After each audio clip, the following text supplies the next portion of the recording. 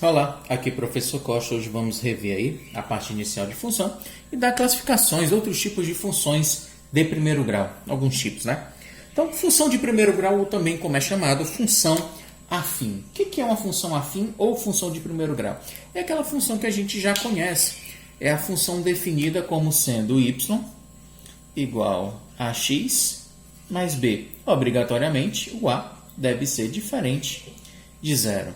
Se y é uma função de x, normalmente a nomenclatura nos permite escrever assim: f de x igual a x mais b. Qualquer função que tiver esse formato é uma função de primeiro grau ou simplesmente uma função afim.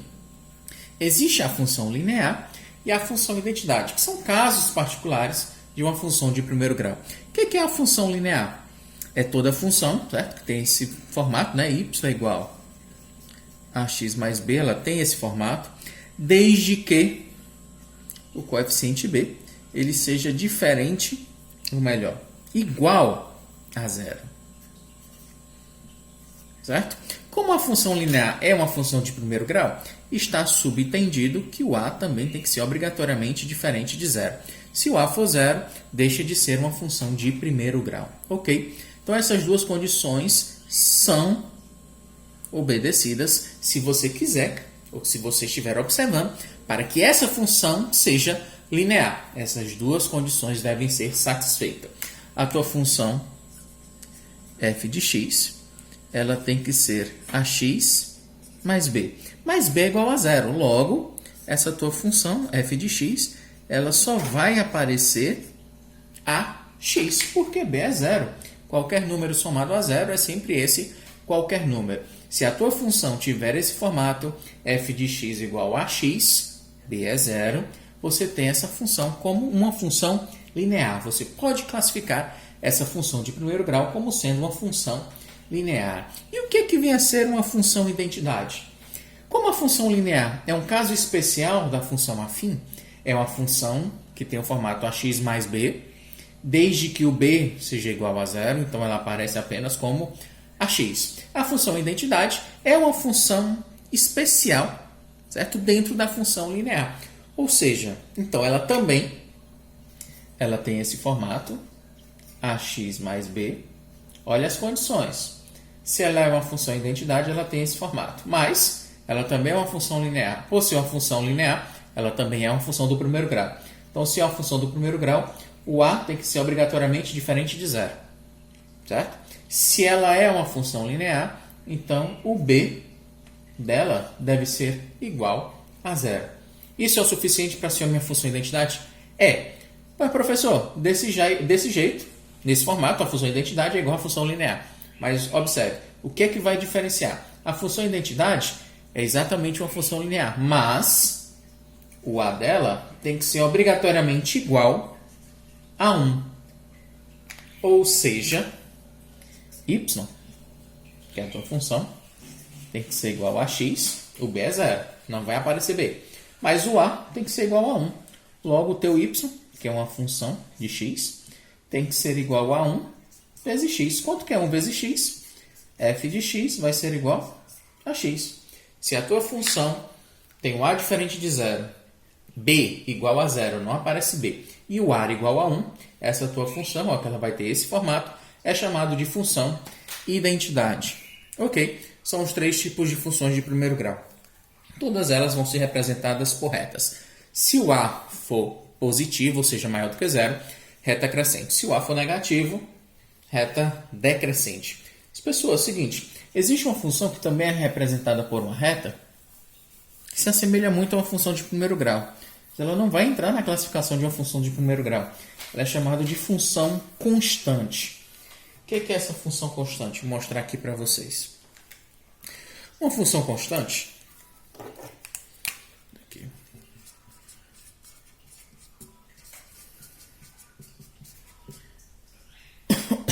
Desculpa.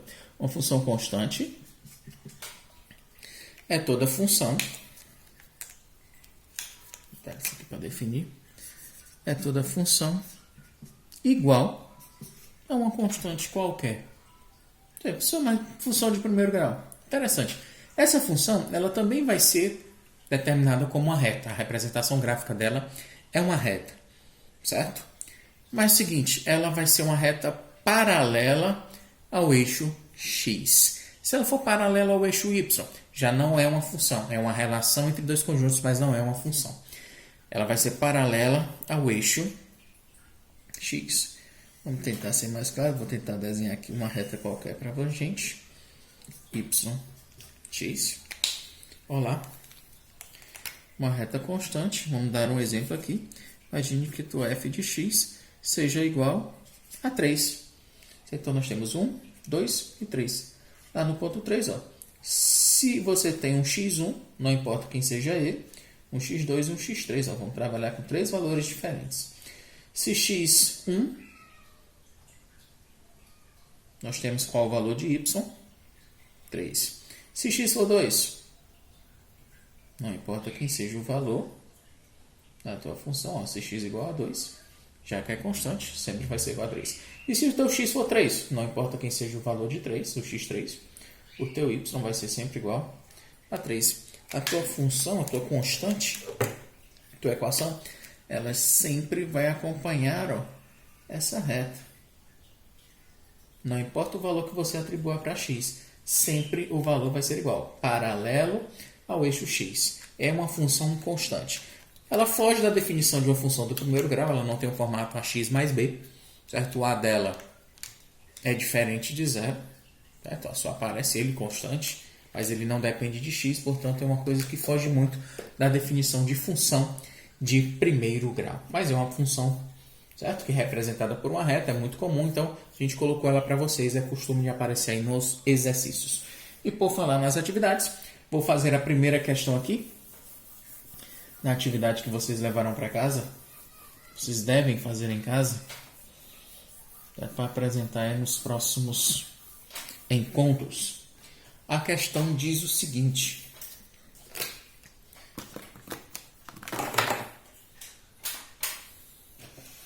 vou para cá.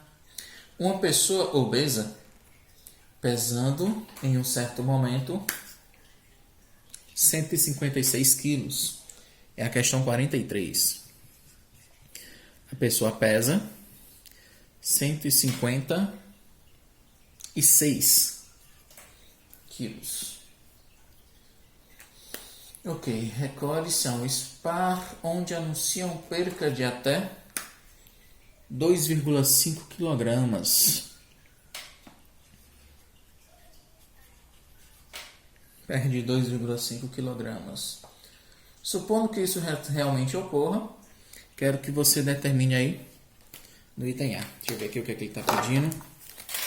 No item A, quero que você me determine uma fórmula que expresse o peso mínimo da pessoa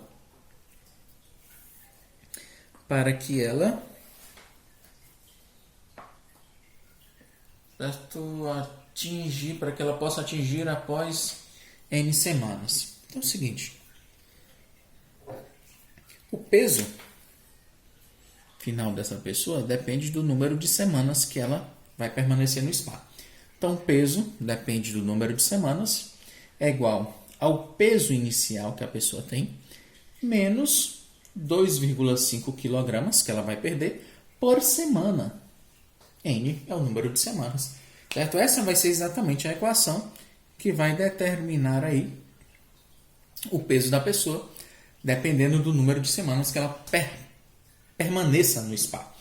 O peso da semana, o peso é uma função do número de semanas, peso em relação ao número de semanas, é igual ao peso inicial, menos 2,5 quilos que ela perde por passar uma semana. Ok. Peso em relação às semanas. Seguinte, o peso vai ser igual. Qual que é o peso inicial da pessoa?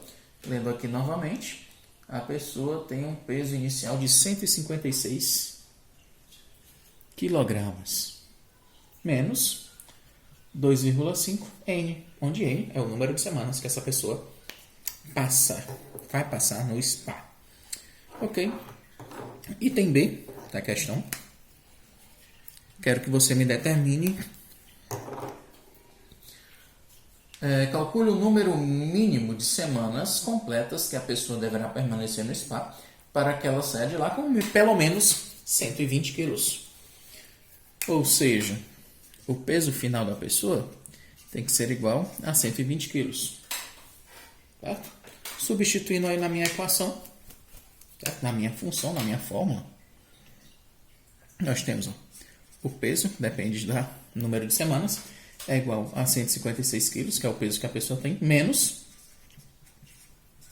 2,5 quilos por semana, que é o número de semanas, é o N. Então o peso já é 120, né? O peso final é 120, eu quero que você determine o número de semanas. O valor de N é igual a 156 menos 2,5 N. Equação de primeiro grau. 2,5 N está negativo, quando ele for para o primeiro membro ele vai positivo. 2,5 N vai ser igual a 156 menos 120 positivo, vai para o outro lado negativo. 120. 2,5 N vai ser igual a 156 menos 120. 156 menos 120 dá 6 dá 36, correto? 6 menos 0 é 0, 15 menos 12 dá 3. 36. Então, teu N vai ser igual a 36. Esse 2,5 está multiplicando, vai para o outro lado dividindo. Dividindo por 2,5. Teu N vai ser igual, vamos fazer aqui. Foi aqui. A gente não tem que apagar em cima. Então você tem 36 dividido por 2,5 igual ao número de casas decimais. Ignora a vírgula. 36 por 25 dá 1. 1 vezes 25 é 25. 36 menos 25 é 1. 3 menos 2 dá 1. Dá 110. 25 vezes 4. 4 vezes 5 é 20 a 2. 4 vezes 2 dá 8. Mais 2 dá 10. Dá 4. 4 vezes 25 dá 100. 110. 110 menos 100 dá 10. Desce o 0. Acrescenta-se a vírgula. 100 por 25 vai dar 4, né? Então é o seguinte. Você fazendo as contas aí, ou fazendo as contas, dá 36 dividido por 2,5 vai dar 14 semanas completas e 4 dias, né? 4 dias de uma semana. Dá 14,4 semanas, né? O nosso tempo aqui, o nosso N, é dado em semanas. Ok, então dá 14 semanas completas, vírgula 4, né? Dá um total de dias, dá 14 semanas completas, 14,4. Como a questão quer que você diga o número mínimo de semanas completas que ela deve ficar no mínimo 15 semanas. Se ela passar somente 14, ainda vai faltar um pouquinho, né? É um pouco mais de 14 semanas. Então, como eu quero semanas completas, você deve dizer que no mínimo esse N tem que ser igual a 15 semanas. Dá um pouco mais de 14, né? Dá 14,4 semanas. Como eu quero o número completo de semanas, para que o peso dela reduza aí a 120 kg, dá um total exato aí de 15 semanas. Então, galera, obrigado pela atenção e até a próxima. Valeu!